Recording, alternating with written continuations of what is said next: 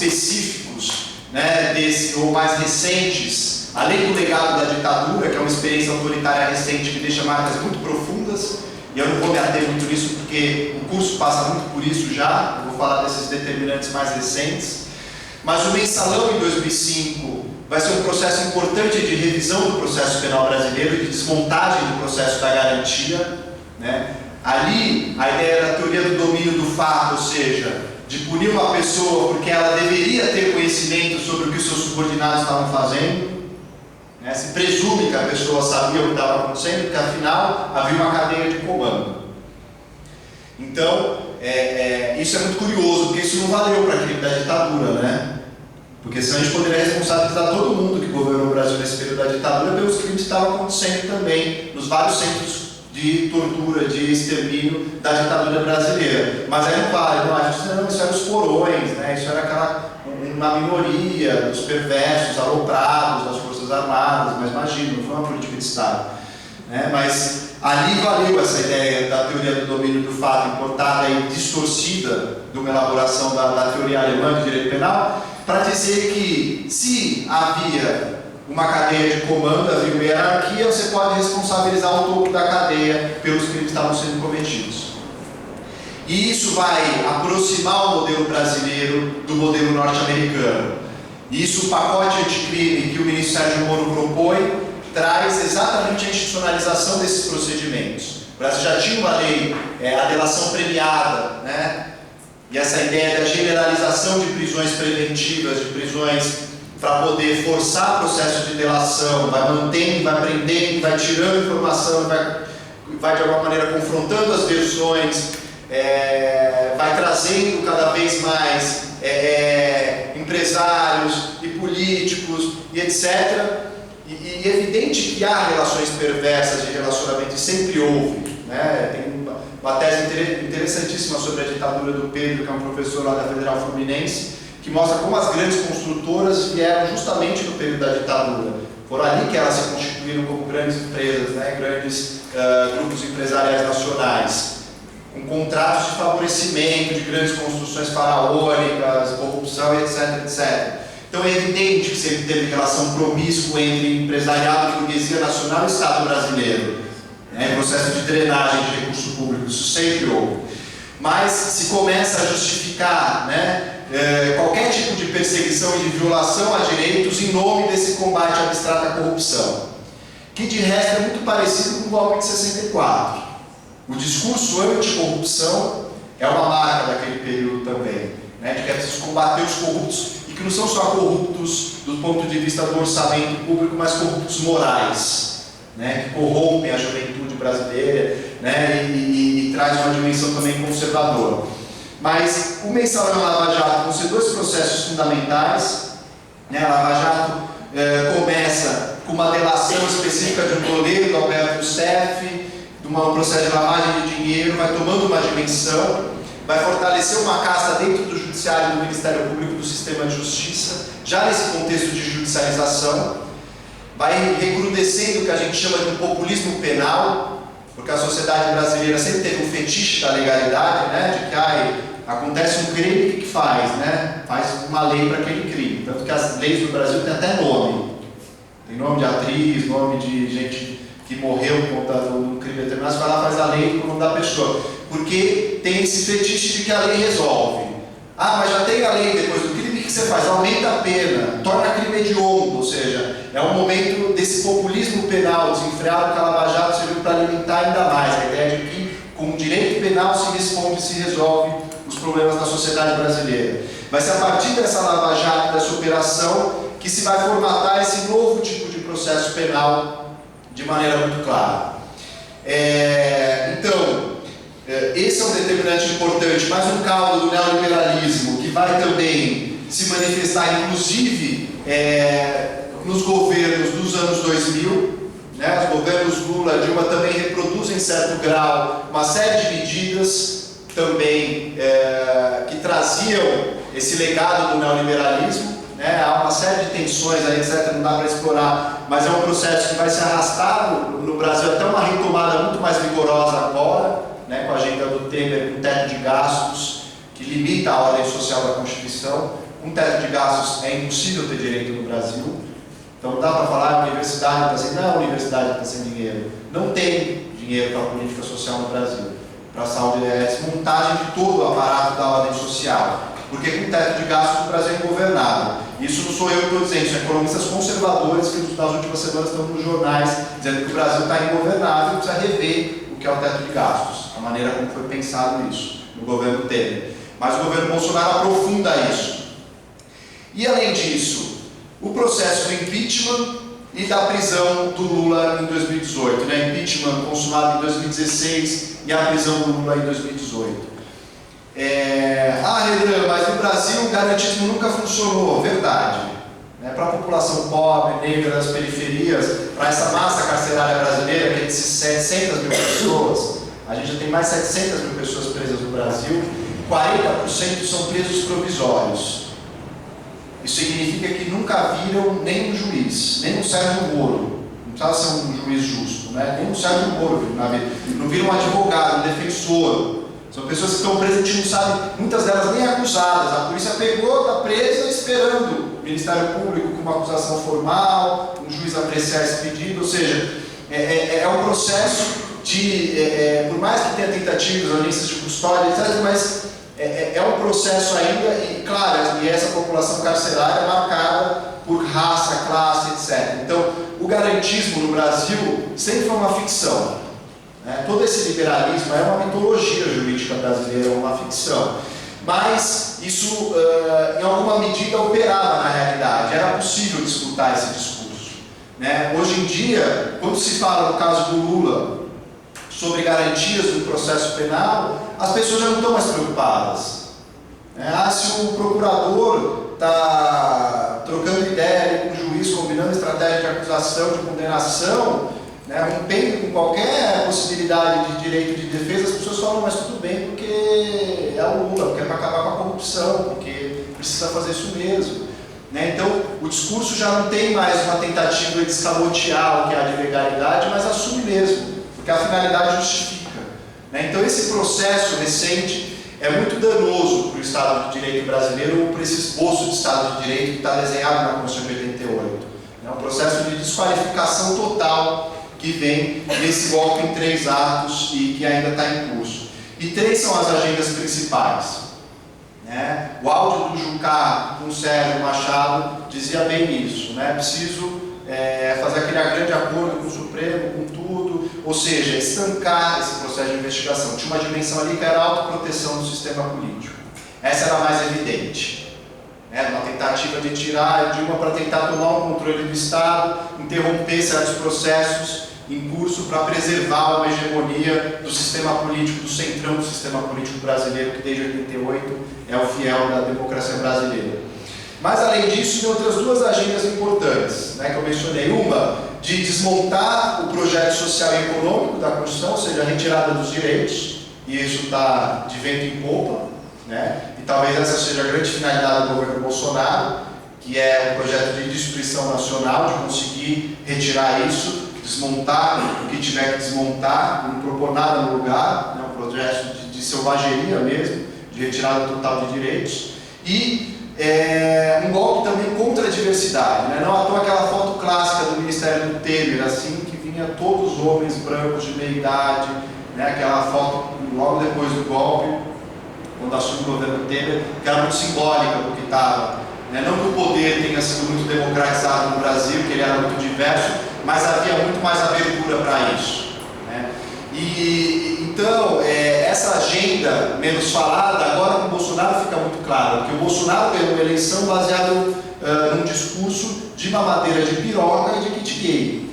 Né? Basicamente, essa foi a agenda e o programa de governo que em 2018 foi escolhido pela população brasileira, né? Pela maior parte da população brasileira. O discurso moral e conservador ele não é uma cortina de fumaça, como certos setores, inclusive progressistas, estavam dizendo. Não era na ditadura, que tinha um projeto moral bastante claro, né, de controle de corpos, de sexualidade, de reprodução da família tradicional, do modelo tradicional patriarcal de organização das famílias, e não é no governo Bolsonaro agora também. Não à toa essas analogias são tão próximas, são tão presentes. O discurso conservador, o Bolsonaro não fica cada semana trazendo isso só para tirar atenção, porque ele está operando um processo de tornar a sociedade brasileira mais conservadora mesmo. É uma tentativa de implementar um retrocesso do ponto de vista da conquista dos direitos reprodutivos das mulheres, dos direitos sexuais, de grupos minoritários e assim por diante. Então essa outra agenda contra a diversidade dos direitos humanos é muito forte, não à toa que essa ideia dos direitos humanos como direitos de bandidos se fortalecem muito nas eleições. Hoje é muito difícil a gente falar de direitos humanos sem já levar essa história, não, leva para casa, tá com dó, né? Não, direitos humanos é para humanos direitos dos humanos, que é um processo interessante que remete à própria transição democrática, é ali que tem a genealogia desse discurso de desqualificação dos direitos humanos. Porque os direitos humanos chegam no Brasil, não sei se vocês já detectaram nesse processo, chega no Brasil quando a luta pela anistia está cada vez mais se acentuando, está crescendo na década de 70, e vai ser os familiares de presos políticos, os próprios presos, que vão começar a reivindicar os direitos humanos para ter anistia, para sair das prisões, para humanizar as condições que estavam presas essas pessoas. Era contra a tortura, basicamente as prisões arbitrárias, os direitos humanos no Brasil.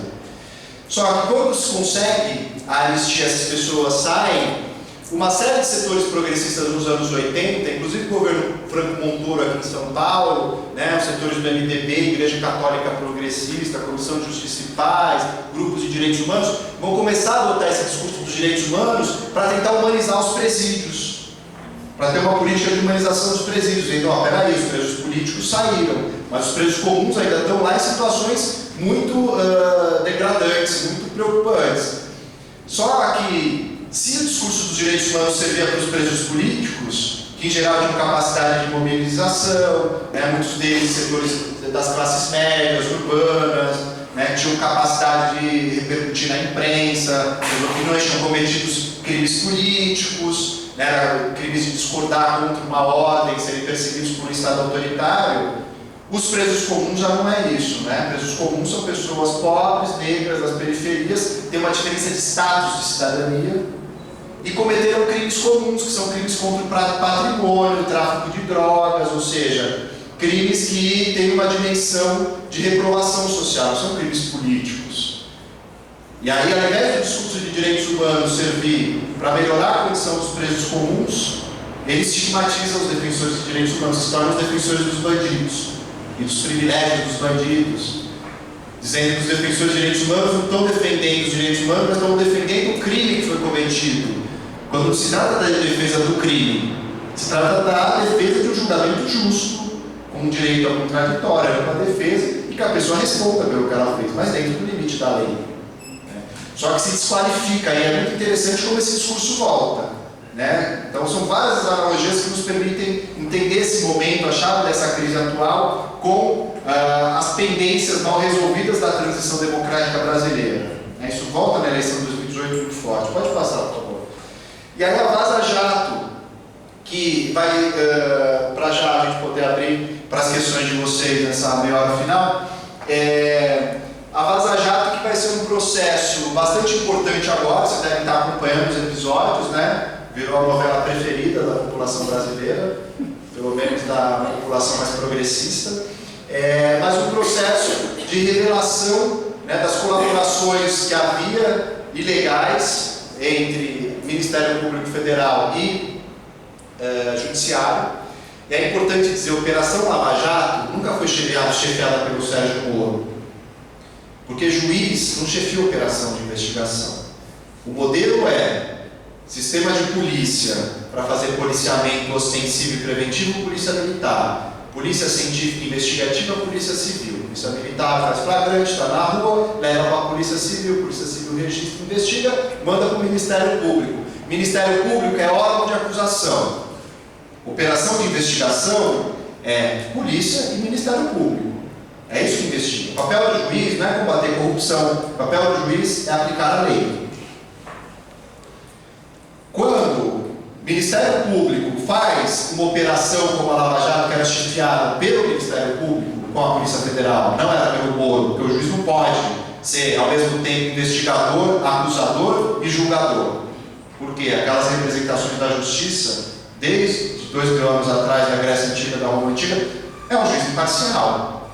né, vendado ou não vendado, buscando uma solução equilibrada entre as partes, tentando dizer o direito justo. Agora, quando o juiz se torna um condutor, um vetor de condução da operação de investigação e a finalidade dele é combater a corrupção, acabou o judiciário, não tem justiça sendo feita. Ah, Renan, mas não é importante combater a corrupção? Extremamente importante, sem dúvida nenhuma. Por isso que a gente tem instituição para combater a corrupção. Mas cada um precisa fazer a sua função, assim que funciona na democracia. Né? O Ministério Público tem que investigar e tem que acusar, o papel dele é acusar. Não é um problema que o Dallagnol acusou o Lula com PowerPoint mal feito.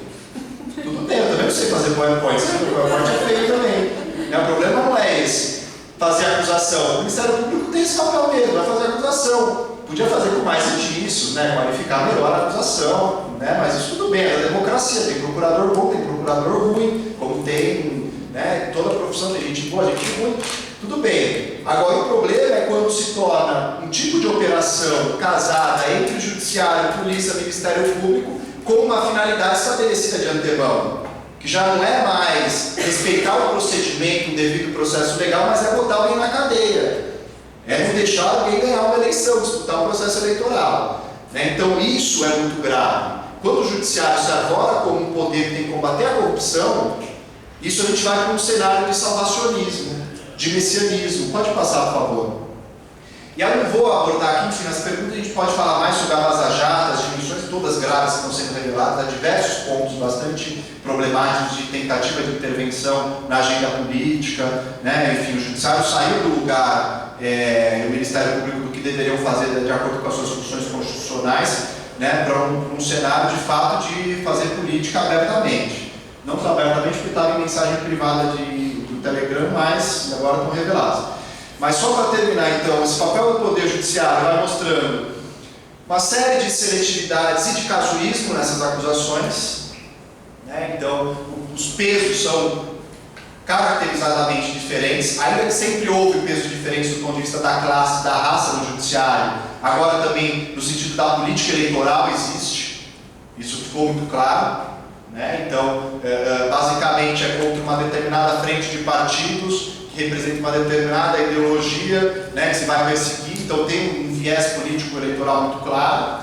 O judiciário é marcado por um corporativismo e por um rol de privilégios absurdos, né? Não à toa aí está em discussão o auxílio moradia agora, que representa um gasto já há mais de 10 anos, está engavetado o processo, porque o Fux restabeleceu o auxílio moradia para todos os juízes e deixou engavetado. E o Supremo não tem procedimento no Brasil de decisão. Se o juiz senta no processo, ele está decidindo, ele está deixando pagar o auxílio moradia. Né? Então, o Carlos Aires Brito tinha dado uma decisão contrária, a decisão foi cassada e agora está lá pagando. E quando que vão pautar esse processo? Quando eles quiserem, porque o Supremo não tem pauta definida. É o presidente do Supremo que escolhe colocar. E quando o presidente do Supremo vai querer colocar o café da classe dos magistrados brasileiros? Nunca. Né? Então, o judiciário é um poder profundamente antidemocrático no Brasil em geral. Quem está no judiciário? É a classe média alta, que estudou em boas faculdades de direito tradicionais, que teve dinheiro para pagar cursinhos, ficar anos estudando num cursinho, um tipo de conhecimento burro, de acumulação de informação, né, de vestibular de direito, de decoreba de lei, e de repente passa no concurso com uma série de privilégios e de prerrogativas. Né? Então, uma agenda muito importante repensar essa ditadura de toga, essa juristocracia ou supremocracia, né, que são expressões que têm sido utilizadas por vários cientistas políticos que estão analisando o caso brasileiro, entendendo o judiciário como um vetor de poder aí, que teve papel fundamental nessa desconstitucionalização do Estado brasileiro. Né? Então não é só um golpe em 2016, um golpe parlamentar e midiático, é um golpe parlamentar e midiático e judicial. O judiciário validou isso. Assim como o STF tem validado a reforma trabalhista e a reforma da Previdência, que é a retirada de direitos e a desmontagem da ordem constitucional de 88. Assim como o Judiciário tem permitido, por exemplo, a execução da pena da condenação em segunda instância. Sendo que o texto é muito claro. Depois vocês procurem a Constituição e o Código de Processo Penal, que diz lá que a execução da pena só pode ser feita depois do trânsito em julgado. Está escrito com essas palavras, trânsito em julgado. Onde vocês conseguem ler condenação em segunda instância? Tem que ser muito criativo para achar isso no texto da lei. E o Supremo achou. Com a maioria apertada, mas achou. Agora o negócio tá porque atingiu outros setores, estão querendo rever, tem pressão para rever. Gilmar Mendes agora virou um defensor das garantias, o mesmo que deu a decisão não deixando que o Lula fosse nomeado ministro, que agora a gente viu como foi essa decisão tomada, como liberaram uma parte do áudio, vazamento ilegal de áudio, seletivo, recortado, editado, etc, etc. Vai ficando claro um pouco como esse processo todo foi montado. Mas agora tem um momento também de refluxo disso, dentro do próprio Poder Judiciário. Então, é fundamental essa questão de se pensar na democracia brasileira de agora, como que esse processo, como vai se limitar esse poder dos juízes. A agenda da democratização do Poder Judiciário é algo central nesse momento, para todos os movimentos sociais, para todos os atores políticos. Não basta mais pedir direito no Brasil. Pedir direito e falar para o judiciário dá direito, todo mundo fica feliz, porque tem um processo aí por detrás estrutural, que é o fortalecimento, o agigantamento de um poder que é profundamente antidemocrático, que é conservador pela sua composição, que se ele não for democratizado no sentido do acesso dele, da maneira como os juízes são formados, da maneira como eles se relacionam com os outros poderes, a gente não consegue avançar no processo de democratização da sociedade brasileira. Então eu paro por aqui para a gente ter esse tempo final das perguntas. Não sei, questões, dúvidas, angústias em relação ao judiciário.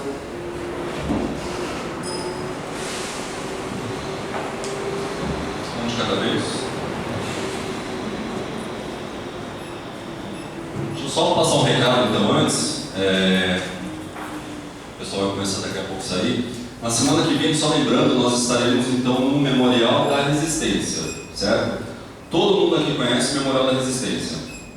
Todos já percorreram os espaços lá, porque a gente está tentando verificar se é melhor a gente agendar uma espécie de acolhimento ou visita naquele espaço, ou se a gente já vai direto lá para o auditório para poder fazer a aula. O que vocês acham mais interessante? Um de cada vez? Visita, vocês gostariam de ter pelo menos um acolhimento ali naquela parte de baixo? Que como o curso trata de lugares de memória, a gente também acha que é interessante que vocês possam ter esse... Pois ó. Pode se concentrar lá embaixo, na bandeira, porque a gente já faz esse uso da bandeira, aí às 10 a gente sobe. Nós subimos, aí vem a palavra cheia. E lá como é um outro espaço também, provavelmente a gente não vai ter os nossos deliciosos salgados, bolachinhas, café, tá? Então a gente já pede para que vocês venham reforçados com o café da manhã tomado. Tudo bem? Oi? Tem café no próprio memorial, né? Tem café no próprio memorial, então. Voltando então agora ao tema aqui do professor Quinalha, pergunta?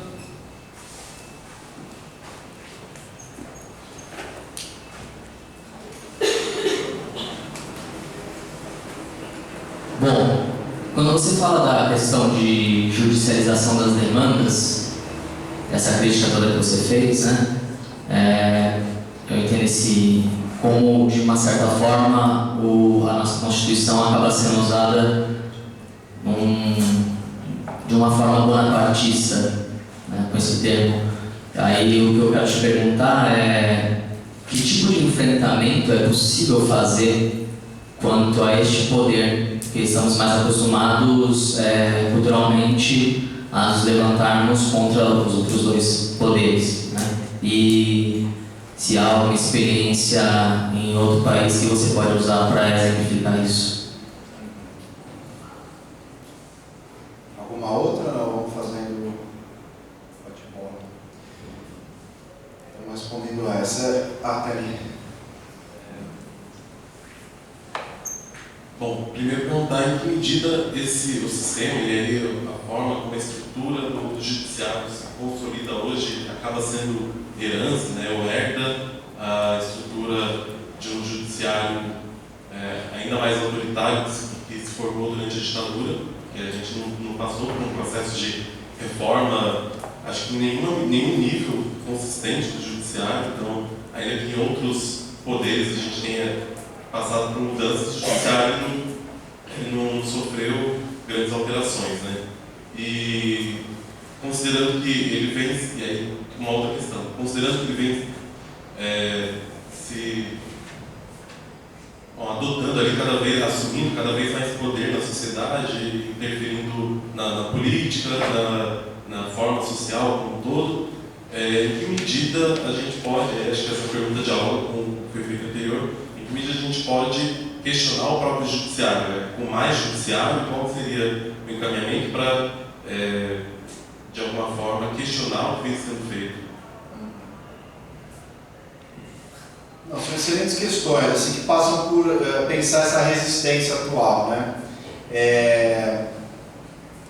Eu creio que tem uma dimensão de continuidade muito forte do judiciário, mesmo em relação à ditadura. A gente não teve um processo de reforma institucional em nenhum plano.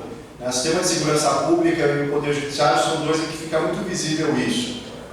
Como a gente não conseguiu fazer uma reforma do Estado brasileiro.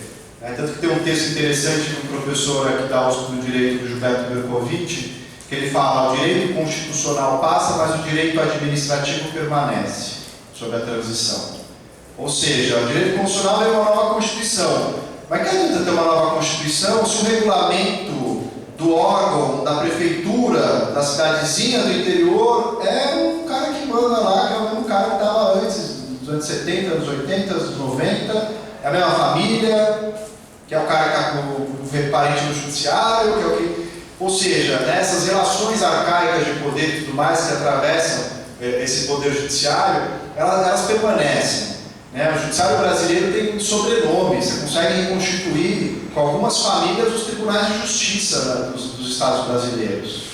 Você vê lá que o vô, o bisavô, a filha, o filho, o ministro do Supremo consegue indicar a filha para integrar pelo 5º Constitucional um tribunal com 30 anos.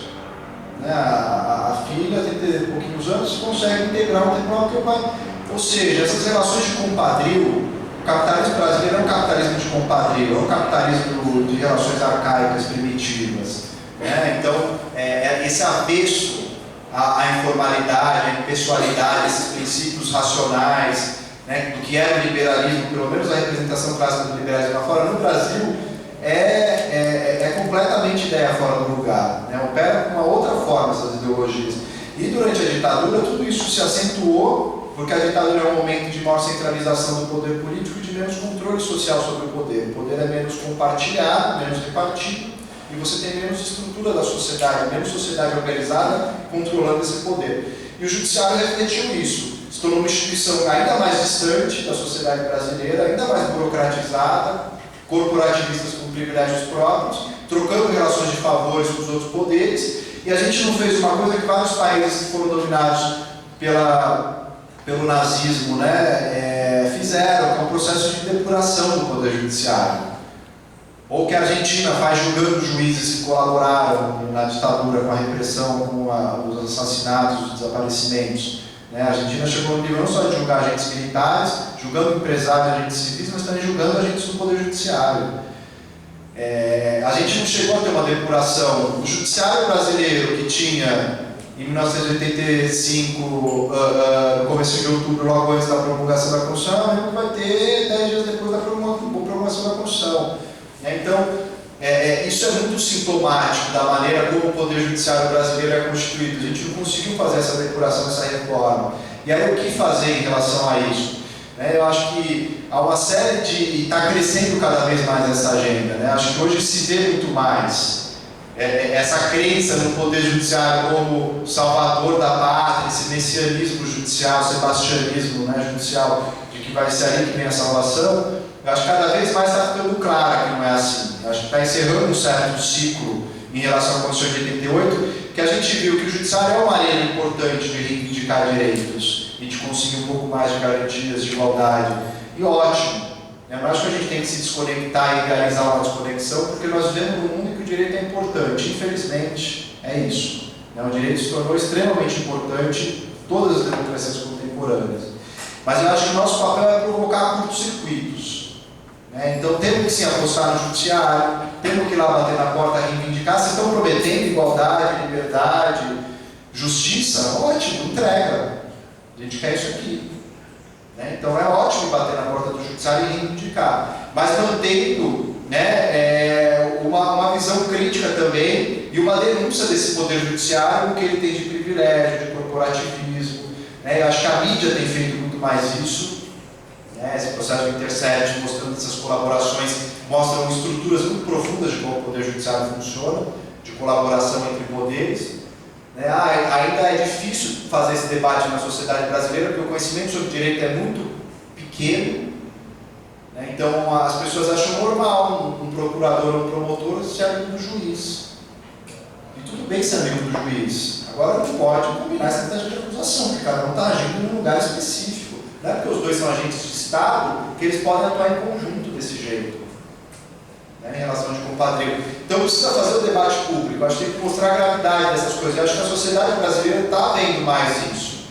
Né? Acho que o processo de perda de legitimidade da Operação Lava Jato, inclusive no judiciário, na mídia, né, setores que apoiaram muito, como a própria Folha de São Paulo, né, veículos começam a dar a Vaza Jato de maneira muito clara, muito contundente, né, tem uma fissura que está posta aí.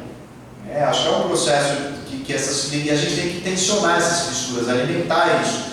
E tem iniciativas muito interessantes de cursinhos populares para a defensoria, para a magistratura, para os ministérios públicos. Tem movimentos de associação de juízes pela democracia, Ministério Público Democrático, cada vez com mais juízes, com mais promotores e procuradores.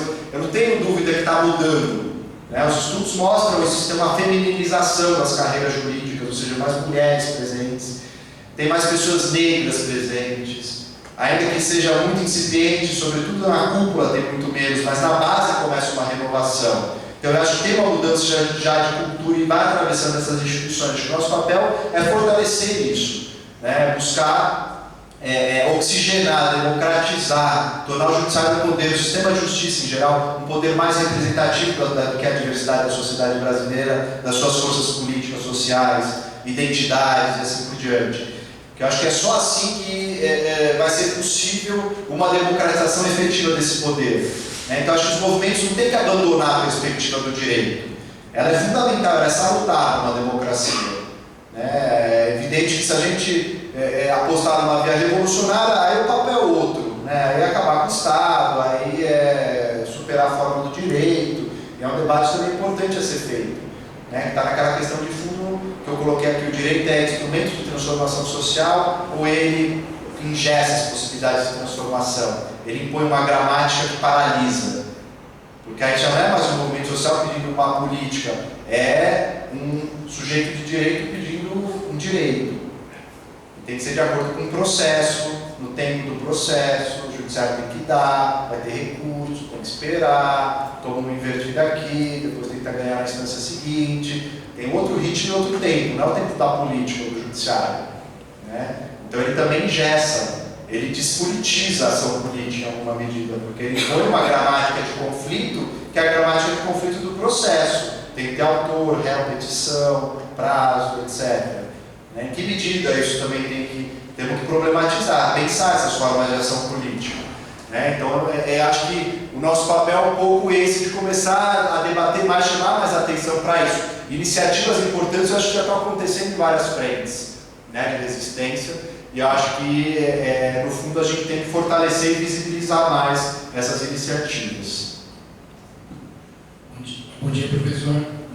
São duas perguntas. A primeira, diante do que você explanou e que nós estamos acompanhando a partir dos vazamentos, como conceder a liberdade do Lula diante de tudo que se prova cotidianamente?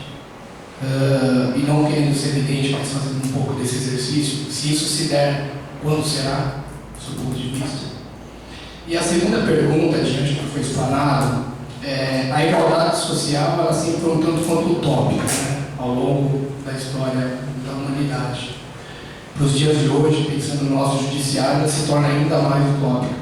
Então, nessa linha, será que essa igualdade social tão almejada, principalmente por nós, passa diretamente pelo campo revolucionário de questionar de fato as leis de frente? Será que esse é um viés de fato a ser utilizado? Opera lá o direito em primeiro lugar? Muito obrigado. Alguma outra questão? Não.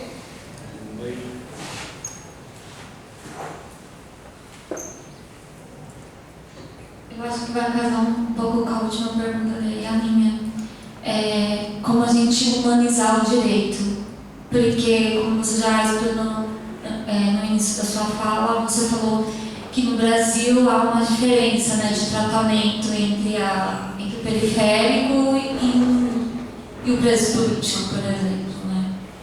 E eu vi uma vez uma fala de um juiz chamado Vaidosa, acho que esse é o nome dele, que a análise do juiz no Brasil hoje é uma análise desumanizada, nesse sentido de ver essas diferenças, né? De ver as características de cada estado, de cada município, e isso não dá para a gente falar da gente de ser analisada apenas por uma lei escrita de uma forma genérica. E aí, como humanizar o direito, principalmente para as pessoas que são mais pobres e que não têm contato com essa ideia, né? Como você falou, esse tempo próprio que o direito pode ter, que esse poder tem sobre ela.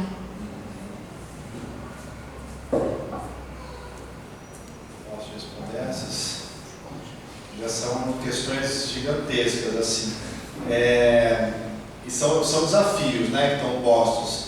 E eu creio que o poder judiciário e o direito de modo geral, né, ele precisa ser mais acessível. Esse debate sobre acesso à justiça foi um debate muito importante nas discussões sobre direito e emancipação em direito nos anos 80 e 90, que é como garantir que essas estruturas sejam mais permeáveis, que as pessoas possam chegar,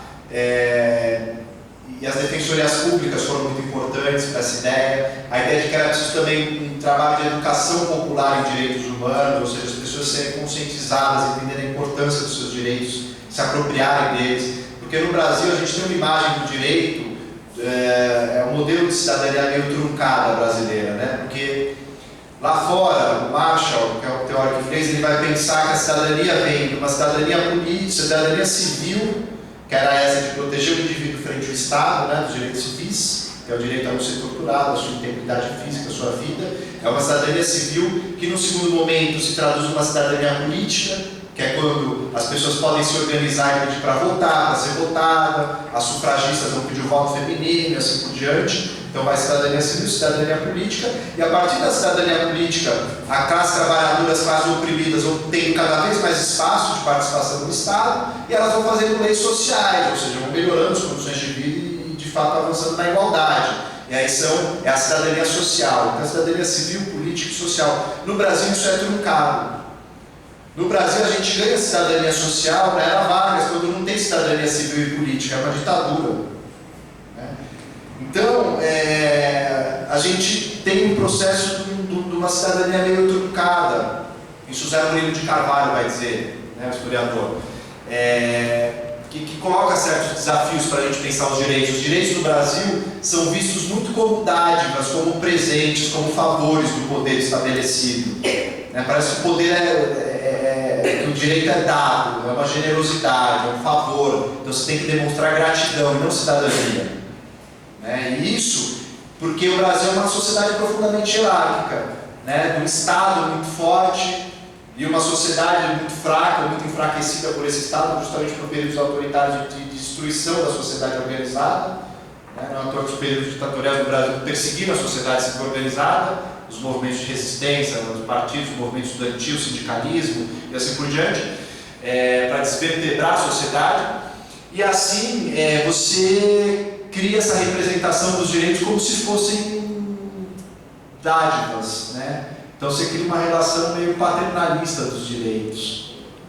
Isso se reproduz inclusive na modernidade, nessa imagem do pai Lula, da mãe Dilma, mãe do PAC, pai dos pobres, o Vargas, ou seja, esse imaginário popular sobre direitos, sobre cidadania é muito presente na história política brasileira.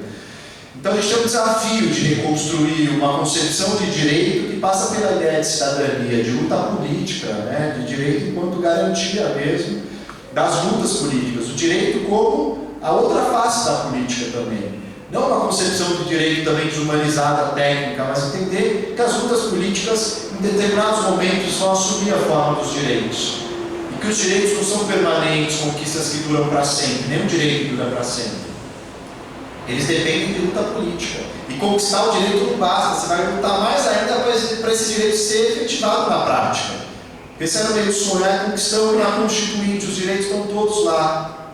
Não vale nada, está no papel. No Brasil, a distância entre papel e realidade, entre texto de lei e realidade, né, é enorme, é abissal. Né?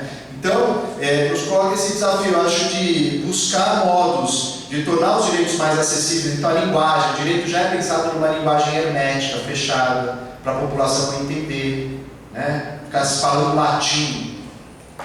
É igual missa da Igreja Católica, para ninguém saber, porque quem sabe tem poder. Saber é poder, então quem sabe é quem vai dizer o direito, essas almas iluminadas, os nossos desembargadores, os nossos juízes, toda a pompa, aquelas roupas, aqueles rituais meio medievais, né, que tem que pôr a corte, aquela representação, aquele palanque, coisa e tal. Toda a cena é criada meio para isso, para alimentar uma dimensão meio mágica daquele saber, daquela forma de ver o direito e tal, sofisticada, evoluída, etc. E não, entende? Aquilo ali qualquer um que estuda vai saber fazer. É a aplicação da lei do texto legal. Precisa só saber interpretar o texto.